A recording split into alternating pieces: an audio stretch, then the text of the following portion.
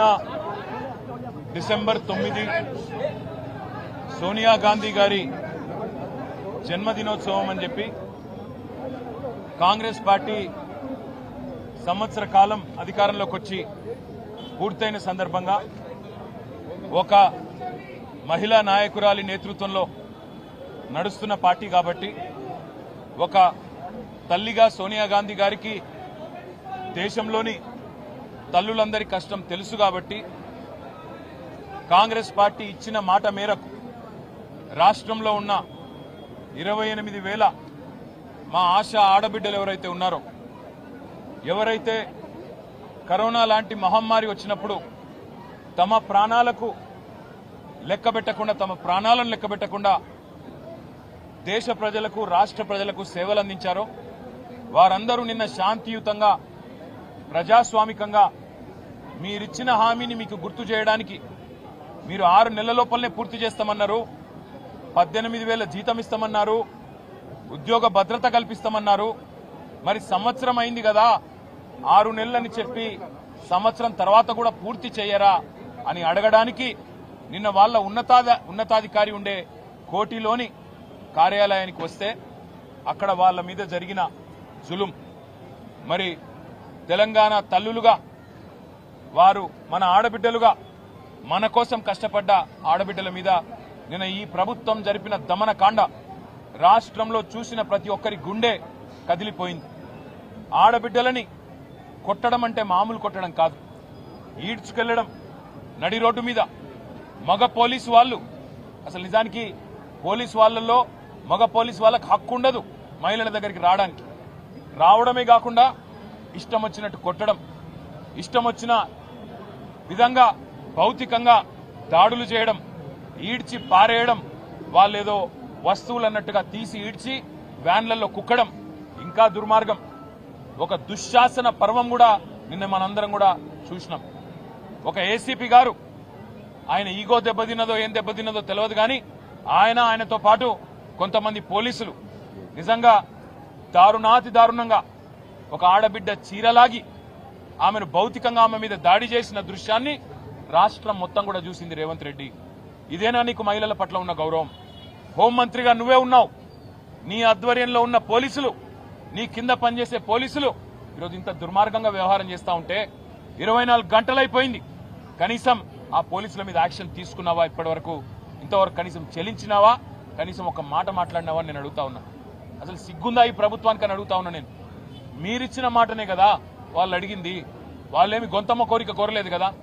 మీరే చెప్పినరు కేసీఆర్ గారు 1,700 నుంచి 9,700కు పెంచిండు, మీకు సరిపోదు, మేము 18,000 చేస్తామని చెప్పిందే మీరు. ఉద్యోగ భద్రత కల్పిస్తామని చెప్పిందే మీరు. ఇన్సూరెన్స్ సౌకర్యం కల్పిస్తామని చెప్పిందే మీరు. మీరిచ్చిన హామీని నిలబెట్టుకోమని చెప్పి మీ దగ్గరికి సంవత్సరం పూర్తయిన సందర్భంగా వాళ్ళు వస్తే నిన్న మీరు చేసిన దుశ్శాసన పర్వం తెలంగాణ ఆడబిడ్డలు మర్చిపోరు. ఆశాలు వారు తెలంగాణ వచ్చినాడు కేవలం 1,700 ఉండేది వారి గౌరవ వేతనం. కానీ కేసీఆర్ గారి నాయకత్వంలో 9.5 సంవత్సరాల్లో 3 సార్లు వాళ్ళ జీతాలు పెంచినాం. 1,700 నుంచి 9,700 దాకా తీసుకొని పోయినాం. సెల్ ఫోన్ అలవెన్స్ కూడా కలుపుకుంటే ఇంకో 250 రూపాయలు, మొత్తం 10,000 రూపాయల కాడికి కేసీఆర్ గారి ప్రభుత్వంలో తీసుకొని పోయినాం. మిమ్మల్ని అడిగిస్తున్నది ఏమి ఈరోజు? కేవలం ఇచ్చిన మాట నిలబెట్టుకోమని. ఆ పాపానికి ఈరోజు రహీం బి అనే మహిళను, ఇప్పటికి కూడా ఆమె అడ్మిటెడ్ ఉంది, మా సంతోషాను తనను కూడా ఇష్టం వచ్చిన చోట కొట్టడం. వీళ్ళిద్దరినే కాదు, వందలాది మంది ఆడబిడ్డల్ని ఈడ్చుకొని గుంజి పారేసి వారి మీద భౌతికంగా దాడి చేసి అత్యంత హేయంగా, అత్యంత దుర్మార్గంగా, అత్యంత కిరాతకంగా ఈ రాష్ట్ర పోలీసులు ప్రవర్తించిన విధానం ఏదైతే ఉందో దీన్ని వదిలిపెట్టాం. ఖచ్చితంగా నిన్న జరిగిన దమనకాండకు మొత్తం ఆధారాలున్నాయి, వీడియో ఆధారాలు, ఫోటోలు అన్నీ ఉన్నాయి.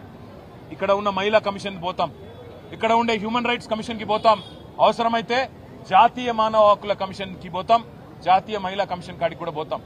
ఇచ్చిన మాట నిలబెట్టుకోమని ప్రజాస్వామ్యంలో అడిగే హక్కు తప్పకుండా వాళ్ళకున్నది. వాళ్ళు అడిగిందేమి గొంతమ్మ కోరిక కానే కాదు.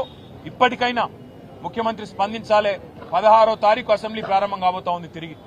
ఈ లోపల స్పందించి వారికి న్యాయం చేయి, లేకపోతే అసెంబ్లీలో కూడా నిన్ను వదిలిపెట్టాం. అసెంబ్లీలో కూడా తప్పకుండా ఆడబిడ్డలకు ఇప్పుడే నేను మాటిచ్చిన కేసీఆర్ గారు ఏ రకంగానైతే మాకు మొన్న దిశానిర్దేశం చేశారో ఆశా ఆడబిడ్డల కోసమే కాదు ఇతర చిరుద్యోగులకు కూడా అండగా నిలబడండి అని చెప్పారు. అదే ఆలోచనకు అనుగుణంగా 16వ తారీఖు నుంచి ప్రారంభమయ్యే అసెంబ్లీలో కూడా ప్రభుత్వాన్ని నిలదీస్తాం. మరొక వైపు మానవ హక్కుల సంఘం, అదేవిధంగా మహిళా కమిషన్ కూడా తప్పకుండా కలుస్తాం. దెబ్బలు తిన్న ఆడపిల్లలకు మేము చెప్పొచ్చాం.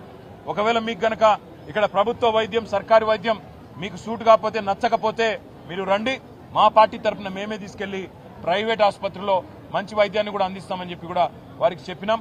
ధైర్యం కూడా చెప్పాము. ధైర్యంగా ఉండండి, పోరాడండి, మీకు అండగా మేమంతా కూడా ఉన్నాం, మీతో భుజం భుజం కలిపి నడుస్తామని చెప్పాం. అసెంబ్లీలో కొట్లాడతాం, బయట కూడా కొట్లాడతాం. రాష్ట్రంలో ఉండే ప్రతి ఆశ ఆడబిడ్డకు మేము బీఆర్ఎస్ తరఫున మాటిస్తా ఉన్నాం.